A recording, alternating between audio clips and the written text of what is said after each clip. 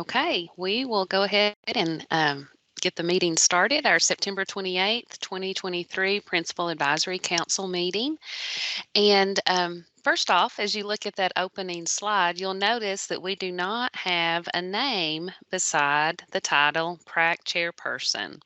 Suzanne Farmer, she actually transitioned to a district position over the summer, and as such, she had to resign her position on PRAC. So as we make our way through today's meeting, I'll be doing a lot of the facilitation that I normally don't do, but little heads up, you'll notice on the agenda that we do need to identify someone to assume Suzanne's position as PRAC chairperson. So just be thinking about that as a possibility.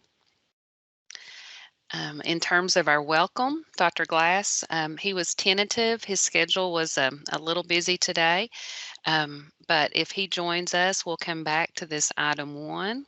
And Keith, if you don't mind, just to let me know, interject, interrupt, let us know if Dr. Glass joins us.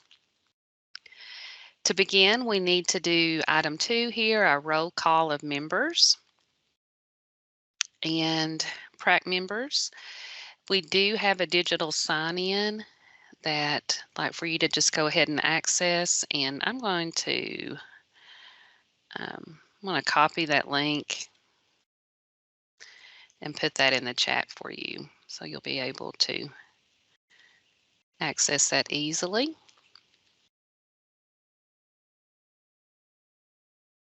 And if you have any issues with the form, please let me know. This is a new form, as it is a new school year, so sometimes we have some glitches.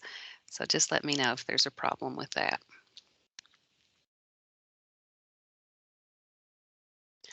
And Keith, if you don't mind, looks like we've got a couple, or maybe one person who's just entered. If you could copy the form again and put it in the chat, just to ensure that they have access to it.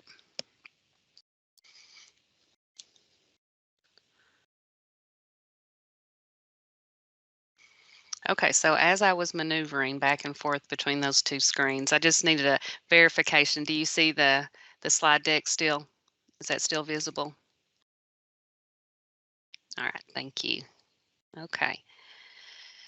So our digital sign-in and our roll call, just want to ask everyone to please enable your video and unmute whenever I say your name. That way we've got confirmation of attendees.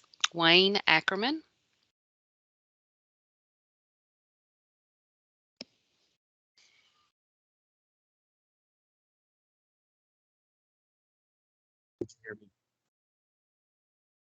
Yes, I can hear you now. Okay. All right, thank you. Erica Bowles. Nick Brooks. I'm here. Thank you. Ashley Bird. Ann Cox. Present. Thank you. Beth Davidson. Brian Ehrenberg. Kevin Garner. Jared Hankins. Sarah Keiss. Carla Collodi. Anne Marie Landry. I'm here. Okay, thank you. Can you share the link for the slide deck? I can't find it anywhere. Sorry. Sure. Yes, sure will. Robert Lightning. Katrina McDermott. Here. Thank you. Amy Rhodes. I'm here. Thank you. Matt Schaefer. Here. Thank you. Peggy Sinclair Morris.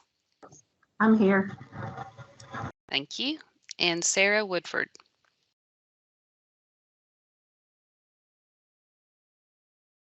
Okay, thank you. All right. So takes us to item 3, our agenda approval. And the agenda, I did send that out electronically through email yesterday. And so with that in mind, I do need someone to make a motion to approve the agenda, and then a second. I make a motion to approve the agenda as written. Thank you, Ann. Ann Cox made the motion. I'll second the motion. Okay. Is that Amy? Who seconded? My screen doesn't show. Amy Rhodes. Gotcha. Okay. I thought that was your voice. Thank you. And in the chat, if everyone could just put agree, that way we've got verification of consensus there on the agenda.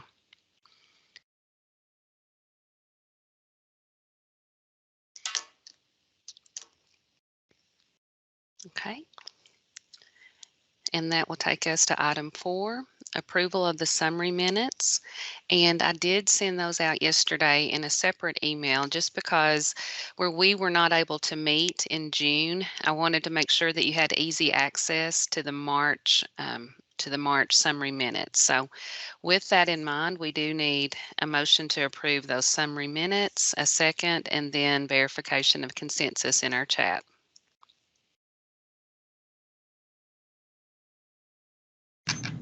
I make a motion to approve the summary minutes. Thank you, Ann. Second. Okay, and who is that? Wayne. Wayne Ackerman, thank you. And then if you could just notate in the chat that you agree.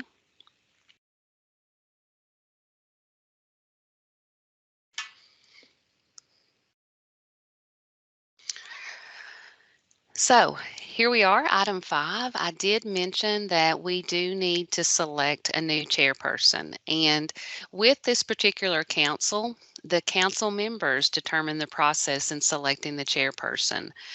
Last time that we had Suzanne Farmer selected, the group just decided to use a volunteer format. So they just opened it up. Does anybody want to volunteer? And Suzanne was the one who volunteered.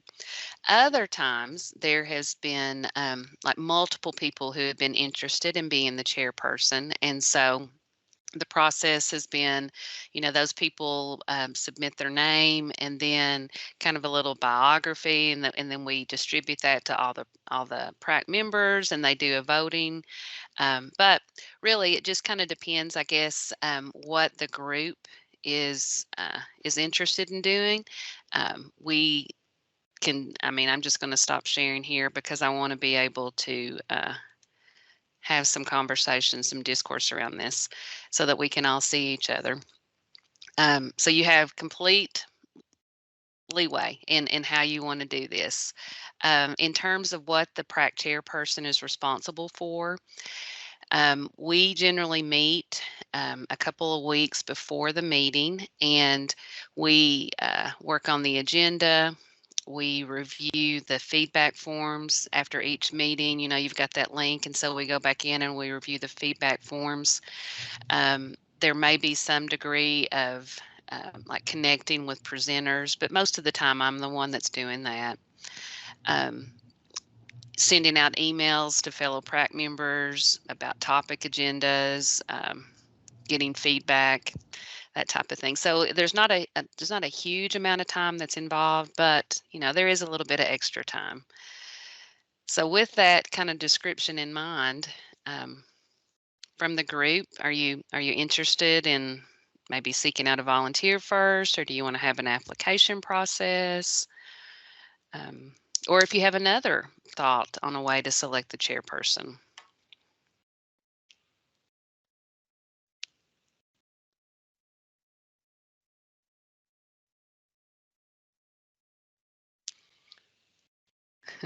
Uh-oh, y'all are quiet.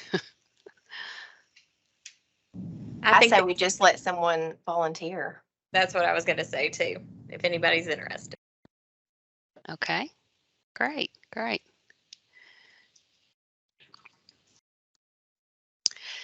Well, does anybody in the group Anybody interested, or do you want me to send like a follow-up email to all of the PrAC members, or how would we like to handle that?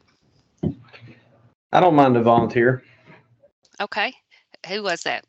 Matt? Brian. Brian Ehrenberg. Okay. All right. Great. Good. I didn't know you were here. Well, my computer was having issues, and I snuck in at the back end of that. Yeah. Okay. Well, good. I'll document that on the attendance part. I'm struggling a little bit whenever I'm sharing the slide deck and trying to see people on this end. So my apologies. I'm glad. Okay. No So worries. Brian Ehrenberg it is then. All right. Everybody good with that? Anybody else want to volunteer or? Okay. All right. Perfect. Well, wonderful. All right.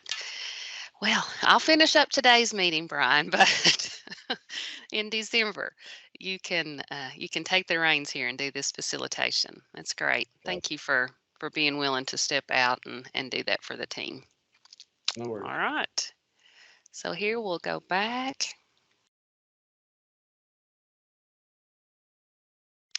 To our item 6, and we've got Sarah Snipes from the Office of Continuous Improvement here to share some information about Portrait of a Learner. And Sarah, would you like me to share the slides on my end, or do you want to do those? If you don't mind, Stacy, we'll just keep it in your hands. Yeah, absolutely. Not a problem at all. Appreciate it. Yes. Good morning. It's nice to be with you all today. Thank you for having me with you in this group this morning. Quite rainy here in Frankfort, so hopefully you're able to stay dry.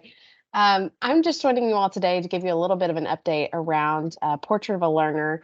I know it's a little bit of a hot topic around the state right now. We're very excited about the connections and momentum that we're seeing around this work as it relates to our United We Learn vision. So just wanted to provide you an update of where we are in terms of supporting districts and schools, specifically around some updated resources with guidance for developing competencies, performance outcomes, and indicators. So Stacy, we can kick it on over to the next slide. So just want to ground us in this idea of what is a portrait of a learner. And I think in simplest terms, it's really helpful to think about a portrait of a learner as a set of competencies, which we can distill down into 3 big buckets. A competency is knowledge, skills, and dispositions that is an agreed upon aspiration within your community for what we hope to see all students be equipped with by the time they leave our schools. And so often we've started to think about this conversation at the high school level, but we know that there's great power in lifting that work up in our earliest learners in pre-K and K systems as well. And so I know we've got a range of leaders, site leaders on this call today. So just excited to think about this with you.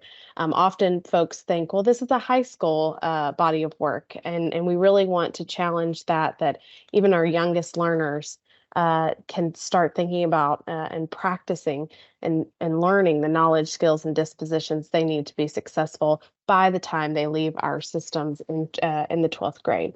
And so this is really, again, a community-driven aspirations for what we hope students have when they leave our systems. And really, we feel like this is a portrait of a learner at the local level, supported by a state set of model competencies, is really a powerful vehicle for getting us to that United We Learn vision that we hope where every student has access to more vibrant learning experiences. We're innovating, especially in assessment within our schools, and we're creating a bold new future with communities and collaborating with them.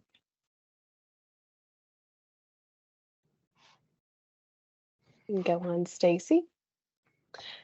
So with our friends at UK Center for Next Generation Leadership, they've been doing some both internal to the state of Kentucky, but also national research and watching the trends.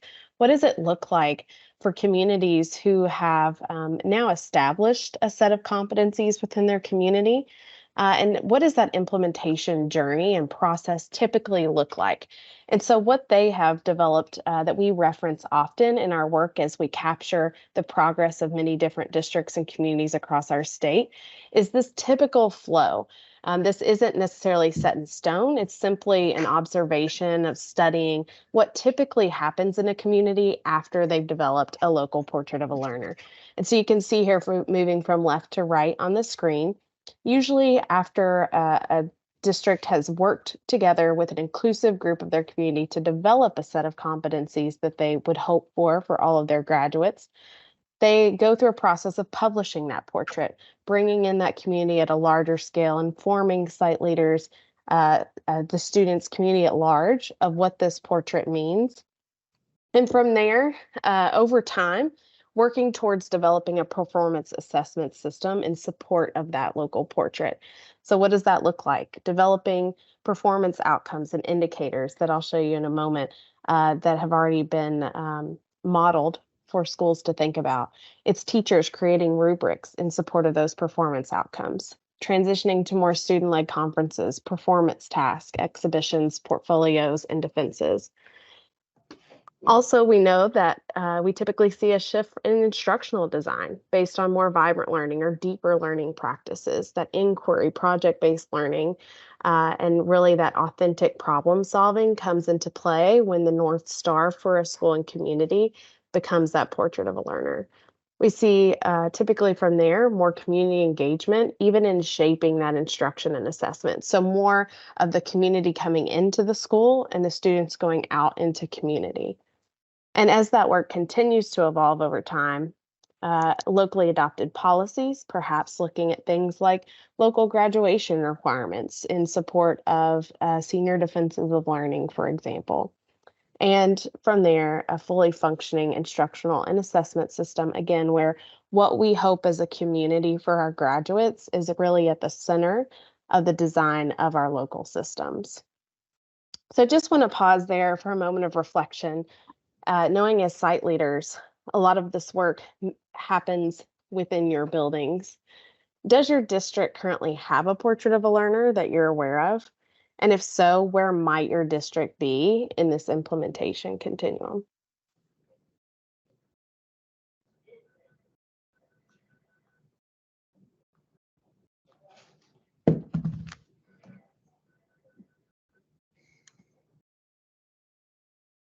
So in McCracken County in Western Kentucky, we do have a portrait of a learner.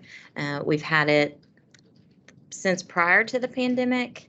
And then, of course, the pandemic kind of shifted some focus. And so since then, I would say starting last year, we've really tried to pick it back up and see what does that look like in each of the grade levels, be it the primary schools, intermediate schools, middle schools, high schools. And they've really kind of charged the principals and administrators with being the liaison with the schools and the faculty and the staff members as to what that looks like for us. So I would say we're kind of in that between the development of performance assessment system and that instructional design based upon vibrant learning experiences. Thank you so much for sharing that, Ann. Anyone else want to share if your district has a portrait where you might fall on this continuum?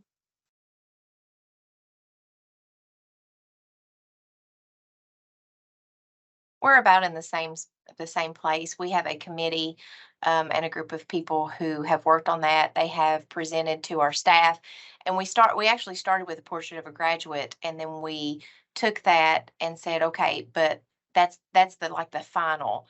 And we worked on a portrait of a learner last year. So we've had a portrait of a graduate for a few years, but the portrait of a learner is relatively new to us as of last year. And then we created like benchmarks or milestones for each grade level, and the teachers actually got to choose what they wanted to do and what their rubric would look like, and or what their performance task would be. So we're kind of in the middle, kind of where she said they were. And which district is this? Pineville. Pineville, awesome. So awesome progress, right? I mean, just in conversations that I've had in the last year, we were in a place where around 20 to 25 districts had developed local portraits. As of earlier this month, we're now at 90 districts across the state who have developed or published their local portrait or are finalizing those details and getting their local board approval. So that's awesome to see the movement progress across this continuum. Again, it's not always this neatly cut and pretty in terms of a flow of development, but according to the research and what UK Center for Next Generation Leadership is observing, both within the state and nationally, this tends to be the flow of the work as folks implement and go along that journey. So thank you both for sharing. I think that ties in well. And I'm so glad you brought up the difference between portrait of a profile of a graduate and portrait of a learner. In the naming of that, our Board of Education was very intentional. I think just you spoke to that as well around shifting from the language of graduate to learner really communicates what we hope is the intention that I mentioned earlier, that this really is a full pre-K-12 effort to wrap our students around the supports in those knowledge, skills, and dispositions they need to be successful when they leave our schools. And so wanting to take that focus off of the graduate, that 12th grade year, and the preparation that leads them there in their high school experience to really seeing that pre-K through 12. All right, Stacy, we can move on there. So just want to introduce you all to our newest guidance document. We know that a huge piece to getting a portrait of a learner off the poster and into classroom practice is those steps that you both just mentioned, really developing performance outcomes and indicators, which really just means what does it look like to be a critical thinker at 2nd grade, at 5th grade, at 8th grade, at 12th grade. So what are those developmentally appropriate milestones in a student's progress towards being a competent contributor to their community or a global citizen, or whatever those sets of competencies might be in your community. So developing performance outcomes and indicators, when we ask districts what would be most helpful to you in your current or next phase of implementation, 71% of about 44 districts who responded to a survey said that's what we need next. That's where we are in our journey. We could really use some support, some models, some guidance, and examples around what that looks like. So if you go to our KDE Portrait of a Learner webpage, and I'll drop the link in the chat as well, you'll see on the right-hand side a direct link to this guidance document. And it is really meant to provide you and your community with support in where you are in the journey. We take folks back as early as just getting started, right? I don't currently have a portrait, but we're interested in getting started. How might we form an inclusive team within our community to kick this work off? And then as you progress through that guidance document, you'll get deeper into the details of actually what is a performance outcome? How do we start to measure students' growth and achievement in developing these competencies as they progress, again, through pre-K through 12 in our system. So you'll see some guidance there, as well as some models that connect to Kentucky's 6 competencies as well. So we've actually provided some progression of mastery scales on those benchmark years for 2, 5, 8, and 12th grades. All right, Stacy.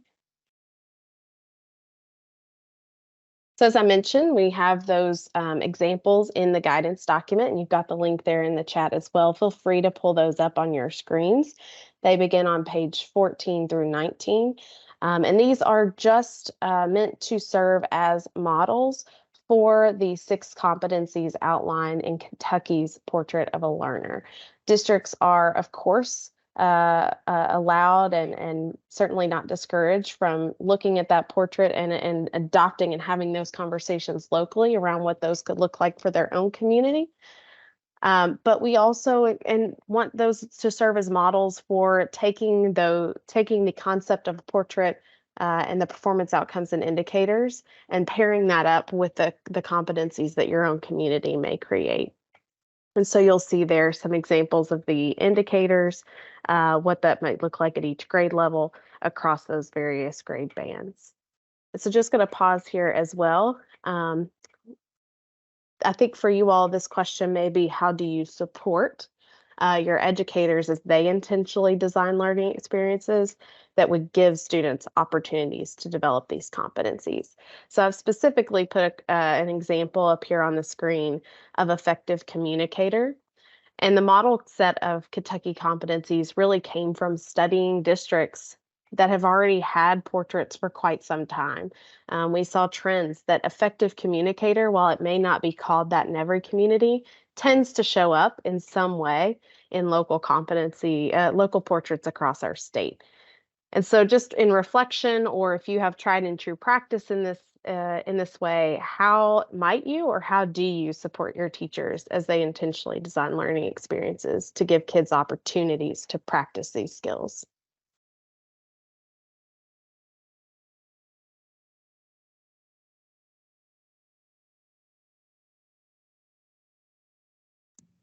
I don't want to totally take over the conversation, but of course, I'm a primary school, preschool through third grade.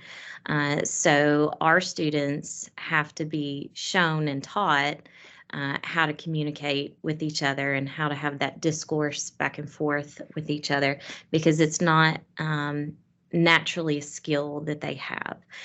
So we're lucky that we have some curriculum that really lends itself to hands-on work with manipulatives, with math, and there's a time where they work in groups, almost like center time. And so the teachers are very intentional about teaching the students what their role is and how that role impacts the group and why it's important. So it's a slow process, especially with the youngest ones in the beginning, but by the end of the year, you can see that the instruction is working. And doesn't that connect right there? And it's a little bit hard to see, even as I scroll through on our engaged citizen example, students being able to identify their impact and actions on self and others. So being able to just start to think about that metacognition and the reflection of how am I contributing to this group. I'm so glad to hear that even in our earliest grades, that reflection piece is so huge in helping and supporting our youngest learners and thinking that way. So we know it can't start in 9th grade. And so that's really exciting to hear. Thank you for sharing.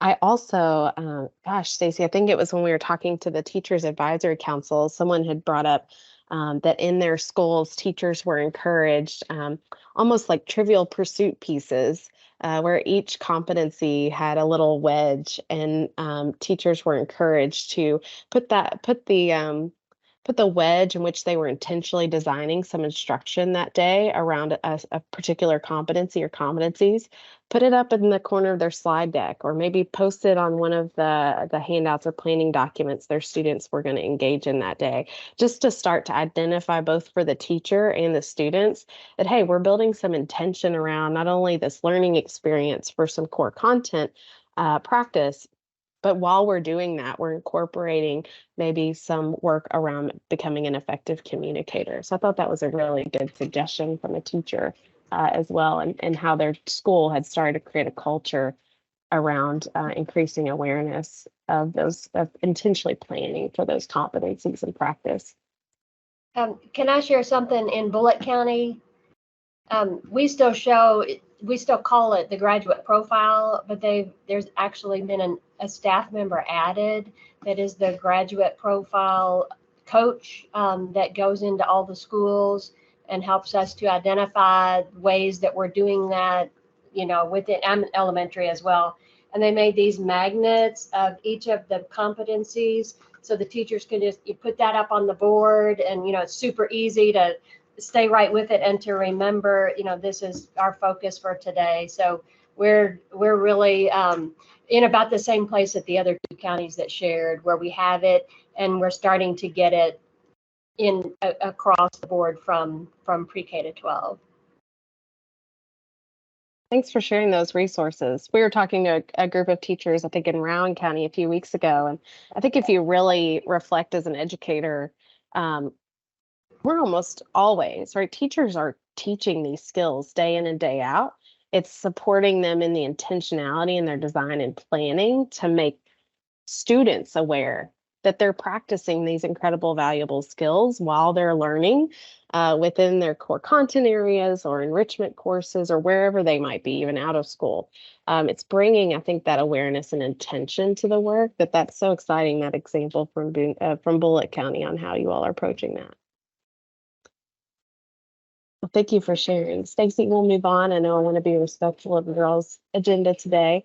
I just want to lift up that this has really been a collaborative approach with our communities. The model set of competencies that the Kentucky Board of Education adopted in 2022 really was not something that KDE staff set down and determined were the best competencies that a district should have. Really, it was from years back in 2018 when a set of districts from the state came together and wanted to create a set of anchor competencies that were shared across their communities. So no matter where you looked, you saw some sort of reference to those skills, regardless of what community they were in. We also brought together educators from our Innovative Learning Network who created the model performance outcomes and indicators that you see on pages 14 through 19 of those of that guidance document. And so Kentucky teachers within those grade bands came together to work with our staff that day to really dive in deep and map out what it looks like to be an engaged citizen at second grade. So we're really proud to lift up the incredible work of likely some of your educators in your schools who helped craft that resource for other Kentucky teachers. All right, we can go to the next slide. And just for some additional resources and in closing out our time together today, again, I just want to remind you that we do have a Portrait of a Learner webpage through KDE. On there, you'll find a variety of resources, not only this guidance document, but an FAQ document as well, which will answer some of the questions like, what happens if Bullitt County already had a portrait and now Kentucky's adopted one? Do we need to scratch ours and adopt the Kentucky State portrait? The shorter answer to that is no. But you will find types of answers to those questions located in the Portrait of a Learner FAQ document. We also have a video from our board chair. The superintendent of Bullitt County Schools actually is featured there, as well as our former Kentucky Teacher of the Year, Mandy Perez, and kind of explaining the why behind a portrait. And while not mentioned on this screen, we also have a list of current Kentucky district portraits in our resource section as well. So if you know that your district has a portrait, but you don't find your district listed on that list of resources, please reach out and let me know, and I'll be happy to get those added as well. And if you ever need a resource and you don't see it on our webpage, please don't hesitate to reach out to myself. I'll make sure that you have my email as well. I think it's on the next screen, which we can go ahead and transfer to. But I'm always eager to create a resource as the need arises. And so please don't hesitate to make us aware of something that you need that you just can't find. And I'll wrap up, just leave a moment for any questions and let you all get on to the rest of your meeting.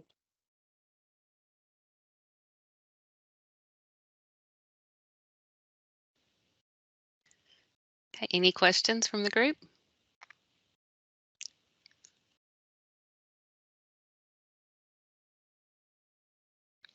Okay. Well, thank you, Sarah, very much for coming and presenting that information.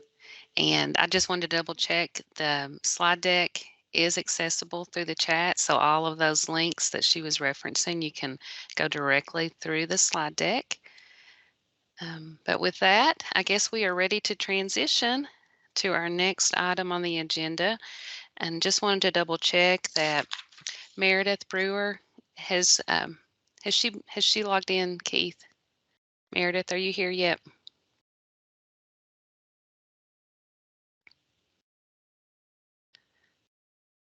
Okay.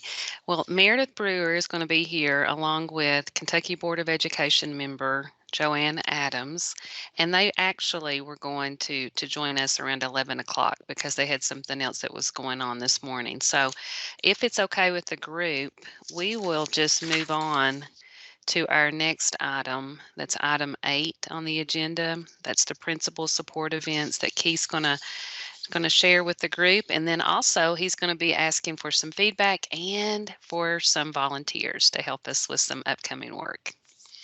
So Keith, I'll just turn it over to you. Do you have slides or do you want me to share? I don't have any slides. I just wanted to Okay. share some events and talk about some events that have recently happened. So there aren't any slides that need to be shared at the moment. We just had just hosted, the P3 team just hosted the new principal kickoff and cohort. And that was on September the 19th here at the Sauer Building in Frankfurt. And we had a wonderful day. Some folks from KDE came down and shared how KDE can be supportive of the work of principals and the resources that they have here. We also had the founder and CEO of the Sims Corporation. If you've ever done a sim before, you know how powerful of an experience that can be. And so Kent Spiro was here to walk us through a sim that was a challenging sim about some law issues and decisions that we would make regarding a teacher's behavior who didn't necessarily adhere to the school's policies and procedures. So it was a lot of great learning. And then we had 3 of the PrAC members actually came and did a Q&A, which we very much appreciate. Nick Brooks and Katrina McDermott and Brian Ehrenberg for coming that day and serving as the panel to answer some questions that came from the new principals. So we very much appreciate that. We also had Lou Young and Jason Glass were there as a part of that day. And so it was a wonderful day of learning. And we would love for it to expand. It's hard for principals to get out of their buildings in the middle of September, and we know that. And so we had a ton of people register, and the ones that showed up had an excellent day. We're getting ready to have a day similar to the new principal kickoff for assistant principals. And so that is going to be on October the 24th. And assistant principals are still available. Registration is still open. It's free. We'd love to have your assistant principals to come if you can spread that word to Sauer, and we will have a wonderful day of learning for them.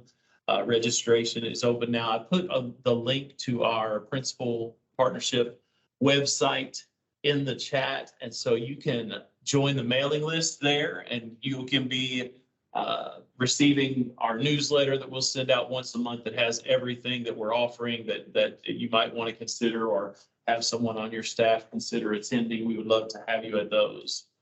In the near future, we have a couple of update trainings that we're offering for certified evaluation. So each year, everyone who is evaluating certified personnel has to do 6 hours of training.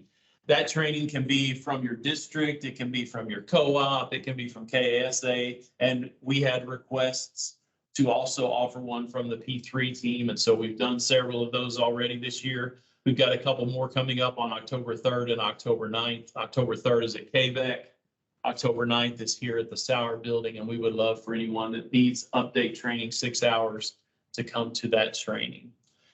We have 4 more initial certified evaluation trainings that we're offering. This is the 12-hour training that you have to do the first time that you are going to evaluate certified personnel. And so far, we've touched about 650 principals through this 12-hour training just this year. So a lot of new principals in the state, new evaluators in the state. So it could be assistant principals, it could be instructional coaches who are used in that way. But anyone who has to evaluate certified personnel must take this training 12 hours. And P3 is the only provider for that training, for the 12-hour training. You can't get that anywhere else but through our team. And so it's been great training so far. We've got 4 more coming up, October 17th and 18th at OVEC, November 1st and 2nd at KEDC here in Lexington. November 14th and 15th is virtual. And then the last one is January 30th and 31st, which will also be virtual. So those are the 4 that are remaining. So if there's someone in your district that you know is a new principal and you want to make sure they've had the initial certified evaluation training, they're filling up quick. So go ahead and get them, encourage them to register for one of those. A couple more opportunities on October 30th. This is a tentative date. We've had to change this date. We're working with the state, the 8 cooperatives throughout the state to have a statewide principal training that includes the cooperatives and the P3 team. We will do a P3 training in the morning session virtually, and then the cooperatives will do the afternoon portion of the training in their buildings that the people can actually attend in person. And so we're working right now to make that training happen, but we would love to have you to participate in that. And the information will be going out about that very soon. We've got a meeting on the 6th to make sure that that is planned well.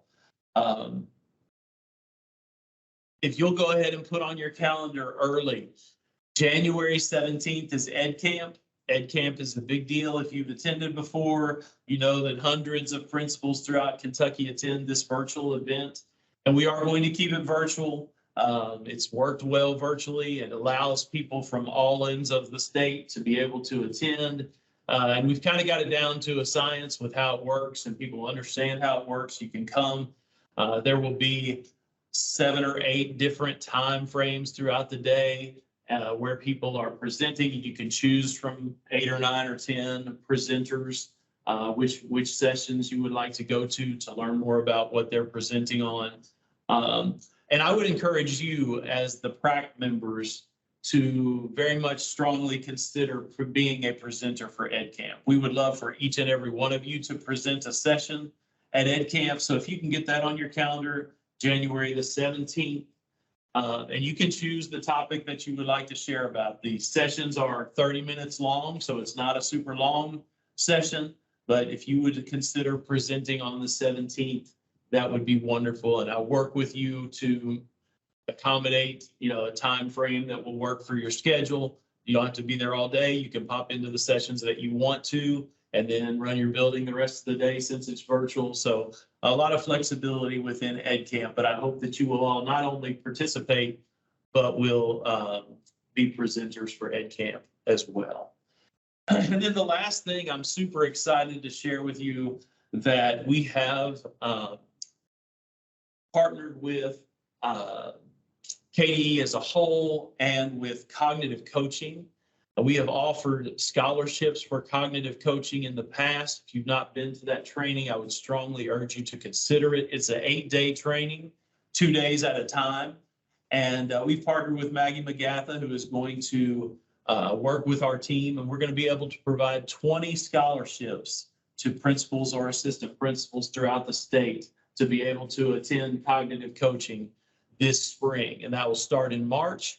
So if you'll get on that email list, P3, you will get the application for that. It is a competitive process. We have an application process that our team will take a look at every application that is submitted, and we will choose 20 principals or assistant principals from throughout the state who have applied to be able to attend cognitive coaching 100% free. And so it's a great deal. I hope that many of you will consider applying for that scholarship because it's going to be great. So Stacy, those are the updates that I have for opportunities for principals that we have. I would encourage you also on our website. You can pop onto the principal calendar. Tomorrow I will spend updating October. And so October will be updated tomorrow, and there will be many more opportunities that I will share on there. Things that co-ops are offering as far as professional learning for principals and those kind of things. But it's a one-stop shop where you can find out, kind of what you should be focused on for that month legally. Look, I've been sitting here in this room long enough that the lights just went off. You believe that? All right. So anyway, Stacey, I think that's a sign that I need to stop talking. If anybody has any questions about any of those events, I would be glad to answer them. Reach out to me individually or pop something in the chat, and I'll be glad to help. All right. Back to you, Stacey. Thank you, Keith. Get the light back on. And so as he was mentioning the principal calendar, I just wanted to throw this out to the group. If you all could help us out periodically, not really sure, what's going on, but some of the links that we have included in the principal calendar, and I mean, they could be even a KDE link. They end up being a broken link after a period of time. So if you're ever perusing through the principal calendar and you come across a broken link, if you could just directly email Keith and let him know that, that would be especially helpful. And then back to just the overview of all of the upcoming professional events that we've got planned for principals. Any kind of feedback? So you heard all the things that we've designed, taking us all the way up until January, but hearing the descriptions of those professional events, is there anything that we're missing? Is there anything that you feel we need to maybe offer more of? Or just thinking about your own professional growth and opportunities and such, what would you like to see maybe that we have not offered?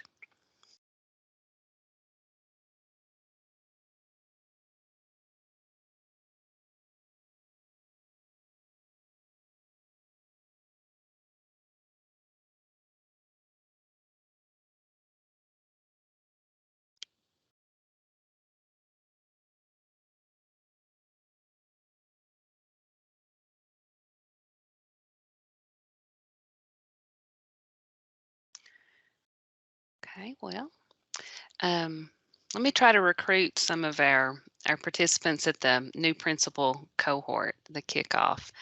Nick, Katrina, or Brian. Could you maybe share with us something from that event that kind of resonated with you as, this is a great thing that new principals are getting exposed to, or maybe even in conversation with folks at the table? Were they sharing any kind of insights about, I wish this had included, just that specific event maybe can address?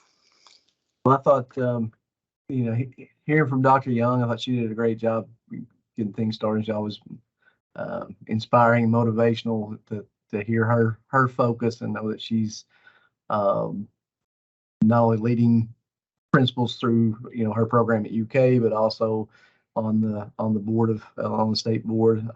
It's good to know that they have that voice there, and that we have that voice there for sure. I thought the Sims were interesting and good to work through, especially as a group in that setting.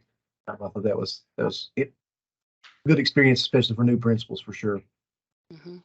All right, great. Thank you. As you mentioned, Dr. Lou Young kicking off the event, we are in the process of planning the Ed Camp, and so we'll need some key people to kick off that event as well.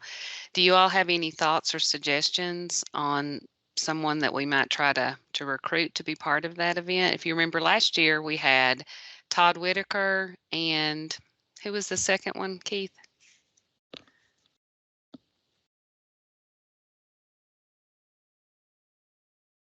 Yeah, so we had Todd Whitaker speak in the morning, and we had John Akers from the Center for School Safety speak at lunch, and then Mike Rutherford spoke in the afternoon. So it was a great special speaker lineup.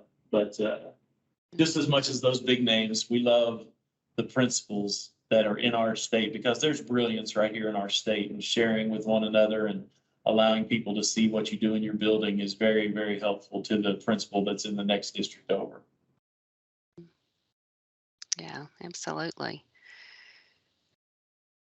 So I guess our charge is for you all to think about that. If you know some Kentucky school leaders that you think would be nice adds to the agenda, especially for the kickoff part of it, please feel free to reach out and let us know.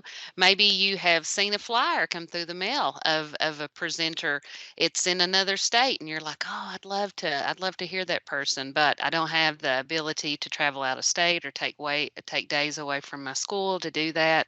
Just reach out and share that info with Keith. I know we're in the stages now where we want to try to get something confirmed so that we can start the push out of the communication of the event. So feel free. We want to hear.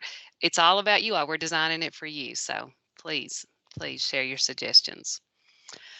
Okay, well, let's go ahead and go back to our item 7. I do see Meredith Brewer has joined us. Dr. Brewer, are you in the meeting? And how about Joanne Adams? Are you all ready to take over your agenda item? I am. Thanks, Stacy. Yes, Joanne is here. So I will allow her to sort of frame up our conversation today, but thanks so much for allowing us to join you all. Thank you. Good morning. I'm really glad to be here with you all today. And as you know, we are searching for a new commissioner. And as a former teacher, no one's input is more important to me than input from teachers and principals. So we would just like to see what your thoughts are on what kind of person that we would like to see as our next commissioner and what you would like those people to do. So our first question is, what are some qualities or criteria that you would like the state board to look for in Kentucky's next education commissioner? So feel free to just jump in. Meredith's going to help me keep track of things here.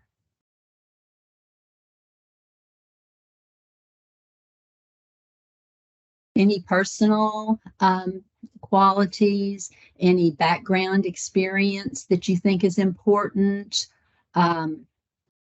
just anything.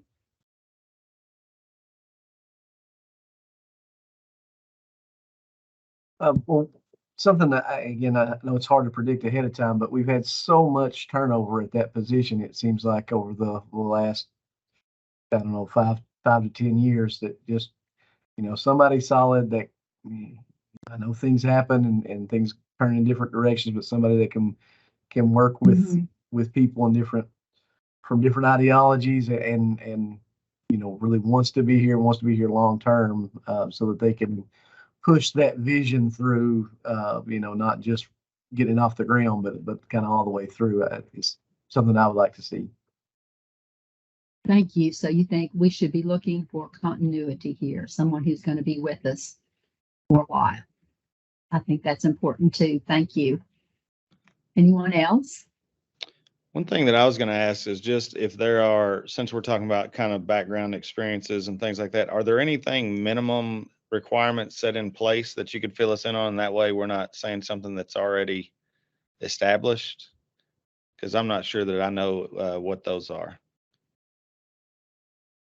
Meredith, you might need some help here. We currently are completing the process of identifying a national search firm to help with that process. And so that sort of candidate profile will be formed in collaboration with the search firm. I'm not aware of any strict requirements for the commissioner, certain level of educational attainment or anything like that. That's really up for the board to determine what characteristics they want to include in that profile. But historically, there have been some expectations for prior educational leadership and those sorts of things. But I don't think there's anything that is stipulated by law. Thank you, Meredith. It stipulates that they have to have experience in the Kentucky system. That has not historically been a requirement, but that is certainly something we can add to the notes that we're taking, that is something you would value. Yeah, I think so. I think it's important to kind of know where Kentucky's been headed, not only legislative wise, but also like what are the previous things that have come down the pipeline that have been important. So I really think that having some experience with Kentucky would be important. Yeah, and that's kind of where I was going. I didn't want to seem redundant if those were already the qualifications, but it's like if they were, and obviously Kentucky would be great and preferred as well. But, if they had a teaching background that then grew into educational leadership to where they kind of understand the different phases of, kind of the educational leadership journey, so to speak, where they have some experience in the profession, to kind of help them be the ultimate leader and guide the profession moving forward. So what I'm hearing you say is that maybe we need someone who has been a teacher as well as an administrator. You think those are good qualities to look for?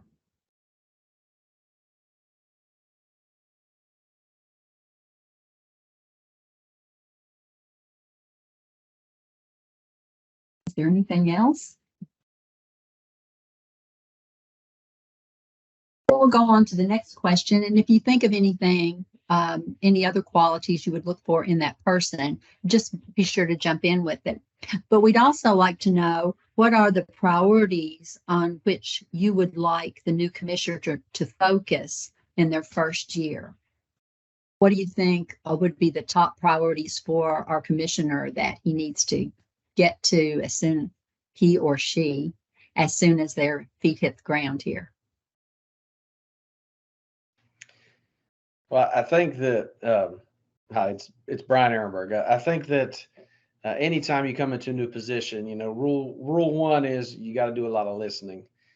Kind of get stock of what's going on in the state, what you've come into, what's going on. So I think, important focus is going to be, listening, getting around, visiting schools, kind of seeing what's going on the front lines of education here in Kentucky. It'll be a little bit easier if you have someone from Kentucky to do that. At the same time, it might not be possible, or it might be that there's another candidate that's a better fit. So I think more than anything, it's listening to those of us on the front lines, kind of seeing what's going on and taking stock of what's happening at the legislative level to see how things are marrying together, because it seems like we're having a little bit more legislative control as well that's upcoming. So.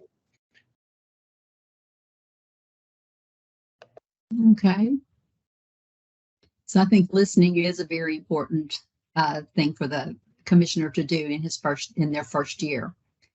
Any other priorities that you see? And, be specific too. We want to know what the principals actually need. One that I had, and I think through experience in Kentucky especially, but educational leadership, hopefully that would help. But just an awareness or understanding of the CTE component in education in Kentucky, because I know in some districts, that's a very large component. We have an area technology center here that is run by Kentucky Tech, and I know that falls or has in the past fallen under directly the executive piece in Kentucky. So, during some of the COVID stuff, our expectations as a school district were different than the ATC's. But like I said, I know we've had some in the past that were very familiar with career and technical education. And then there's been some that, you never heard those three letters really come up very much. So I think the CTE is a big component. So at least some understanding of that and working with that piece along with the academic piece as well. Yeah, that's excellent. What else are you seeing as principles that need to be focused on in this first year when our new commissioner arrives? Hi, this is Peggy Sinclair Morris. I'm from the School for the Blind. And I know my school is a full special ed school. So having a commissioner who has a deep understanding of special ed, because that's all that I deal with. But I think out in the districts, I think we're seeing more and more complex kids and more special needs. So having a good understanding of special ed law and the needs, understand, being all inclusive of all kids. Excellent. Thank you, Peggy.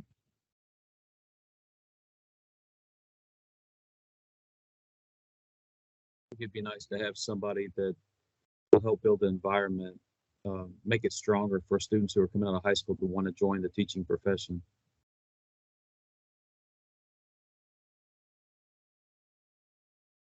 I would like to know what specifically you might think that the new commissioner could do to attract people into teaching. Well, I think one thing that has been good and positive for our area, and that's really all I can speak of, is the additional high school track for students who say, well, maybe I think I might want to be a teacher. So that pathway, the addition of that pathway has been a real nice boost. But also just anything like the environment in terms of how teachers are viewed, how education is viewed across the state, where it looks pleasing and appealing for people to want to join and get into. So I don't know if that involves, speaking with lawmakers or, not just salary, but other avenues where the value of teaching gains in this level of respect. Thank you. I think we are all painfully aware of that teacher shortage right now. So hope our new commissioner will also be able to continue in attracting more people into teaching. Any other things that you're seeing? Is there anything like specific to maybe your rural communities or to your more urban communities that you might see that we would need a commissioner to focus on?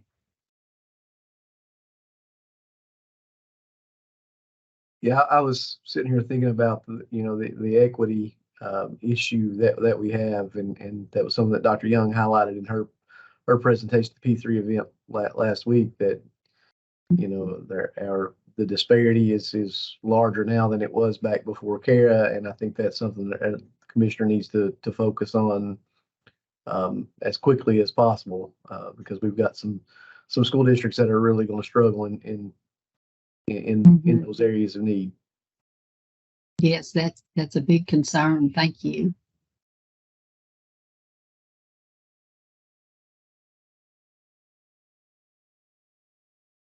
Any other things that you see that your community would need from the commissioner, or specific programs that you have in your schools? I mean, we talked about the CTE and the special ed. I can just tell you the name of the program that they were talking about for teachers is called Ed Rising. And I know that, Yes. support for that program definitely financially, I think would be beneficial. But, at the same time, kind of pushing it out to every district. I know here in Eastern Kentucky, sometimes it's difficult to get teachers, and that's been a program that has been very beneficial for us. So, Yes, it's been exciting to see that program grow.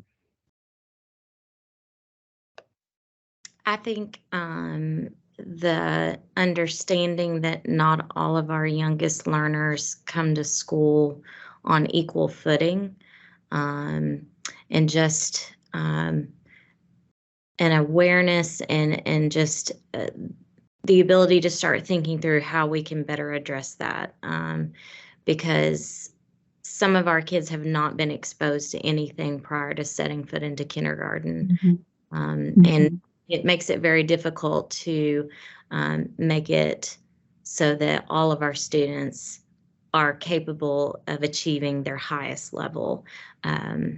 It's a lot to put on some of our younger grade level teachers. Is there anything else specifically for elementaries that you can think of, or any other elementary principals on? I'll speak up.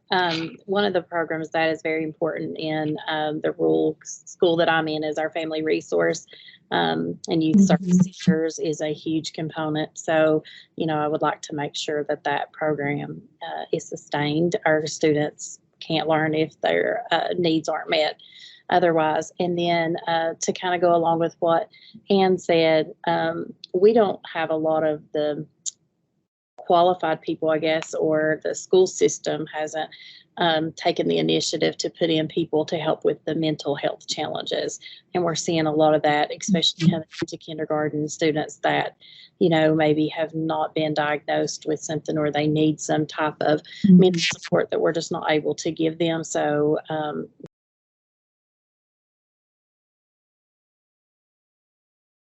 yes, and I think that probably would go as well for middle school and high school. I think the mental health support is important to all our kids too. Anything else specific to your, elementary, middle, or high schools?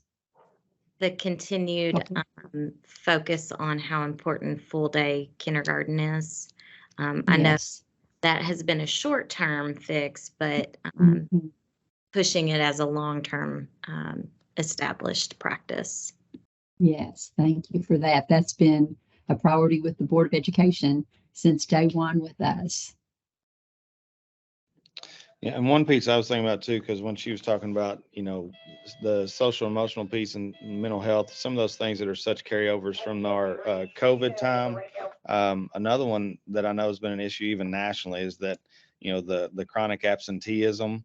And I think it's a kind of a piece like that may involve the commissioner working with the Board of Education and then working with legislators as well, because I know one thing that's a huge hit to education. I mean, our needs may be greater after COVID, but when our funding is tied to attendance, and with chronic absenteeism, Yes. drastically reducing funding. You know, I know in a small rural district here in Webster County, I know it was over $400,000 once we started doing our current attendance, you know, rate versus, because for years they've been using that 18-19 data for the ADA. And so once they started using the actual attendance data again after COVID, we're still having trouble getting people back in the building and you know, and focusing on that importance of attendance. Because for a while we told them not to come to school, and then we gave them the option to come to school, and then now our funding is tied to school attendance, and it's just a really big hit. And like I said, as Amy was talking about, those needs are maybe growing more post COVID, but our funding is lower. You know, Exactly. And that's a pretty steep drop off for many of our schools. Thank you. Thank you for that.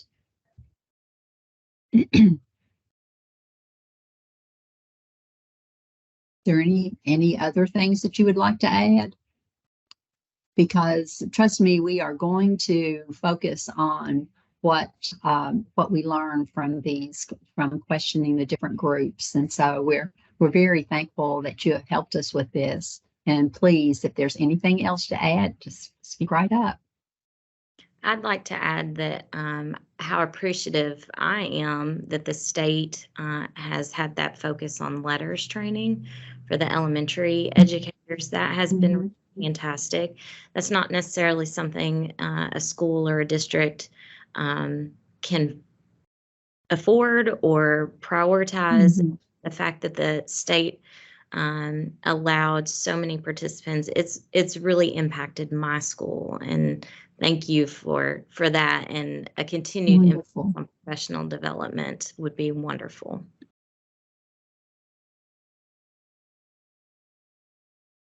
Thank you. The letters training has been very beneficial to our schools, and I've got to see some of that firsthand, and it's great.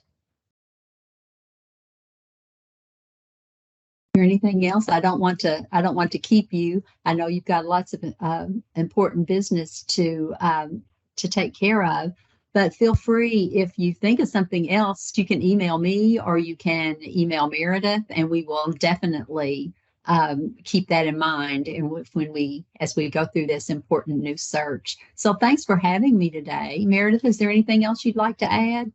I just wanted to share that we do have a website that I put in the chat where we will keep up-to-date information about the commissioner search. So if you are curious as to where we are in that process, you can visit that website for additional information. But as Joanne said, please don't hesitate to reach out to either of us, and we'll add additional notes to our list that we are compiling with the various advisory groups. So thank you all so much for your time today. Thank you again, and thank you for all your hard work. Thank you for all you do for our kids, and we really appreciate you, and what you do does not go unnoticed. So thank you again. Bye. Yeah, thank you for being here. All right, so with that, we will advance and go to our last item. There is in the slide deck a link to the feedback form, and if you could just take a few minutes to review that, give us some feedback so that we can do some very intentional planning for our December meeting. We want to, of course, meet your needs, your requests, things that are going to be useful. And then if you join the meeting late, on the opening couple of slides, I think it's maybe slide 3, there is a link to the digital attendance just to verify that you were present today. If you could click on that and just make sure that you notate today's meeting and submit that for attendance purposes. Our next meeting is December the 14th, and unless there are questions from the group or any kind of comments, I'm looking for a motion here for adjournment. We'll need a motion and a second, and then everyone to acknowledge agreement in the chat.